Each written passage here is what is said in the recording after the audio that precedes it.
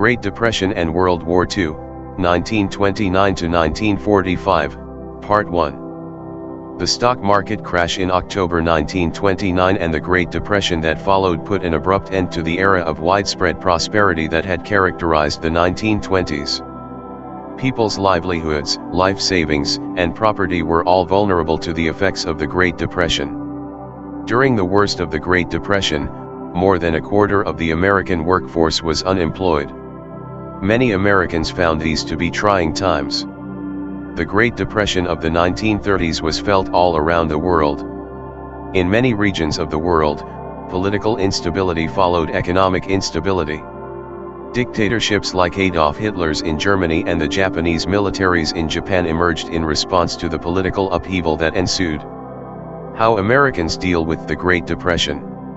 In 1929, the Great Depression started after the New York Stock Exchange lost half its value in 10 weeks. Businesses closed their doors and unemployment skyrocketed as the stock market continued to plummet in the early 1930s. In 1932, the unemployment rate had risen to 1 in 4. Many people in the United States are now poor because their life savings were lost when banks failed. Thousands of Americans lost their houses because they were unemployed and unable to save money. Hundreds of thousands of unemployed people hit the road on foot and in boxcars, scouring the country in a fruitless search for work, while the destitute huddled together in cardboard shacks on the outskirts of cities across the country in so-called Hoovervilles.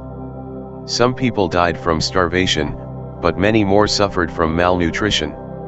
Many people struggled to make sense of the Depression, given the country's wealth, its enormous pool of qualified workers, and its position as the world's most productive industrial powerhouse.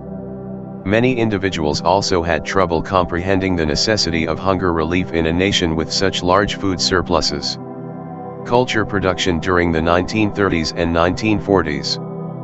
People still need to be entertained even during times of hardship and war. People living in the United States throughout the 1930s and 1940s were not an exception. They were open to a wide variety of entertainment options, especially those that didn't break the bank. The introduction of sound catapulted the success of motion pictures. People found relief from their problems by watching comedies, gangster films, and musicals. Some of the best American dramas ever made were released in the early 1940s. The radio was also extremely well liked, broadcasting anything from sermons to soap operas. Swing music and the big bands of Duke Ellington, Benny Goodman, and Glenn Miller were all the rage in the 1930s. In the 1940s, band members such as Frank Sinatra and Sarah Vaughan began to go out on their own. Popular culture shifted to include songs about the war. During the Great Depression, many people in the arts and entertainment industries were unable to find work. Plays and other artistic works were created by these individuals as a result of government programs meant to aid them. The time of the Dust Bowl. A severe drought affected the southwestern Great Plains of the United States between 1930 and 1940. After the Homestead Act was established by Congress in 1862, many of people moved to the treeless plains, which were previously a semi-arid grassland. Most of the early settlers engaged in agriculture or raised livestock.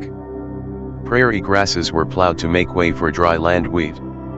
Cattle grazing was cut back and millions of more acres were plowed and planted as the demand for wheat products increased. As a result of dry land farming, prairie grasses in the Great Plains were systematically eradicated. Large tracts of grassland in the ranching districts were also damaged by overgrazing. Slowly but surely, the ground was stripped bare, and severe damage to the ecology ensued. The region's high-velocity winds were the most dangerous of the area's natural hazards.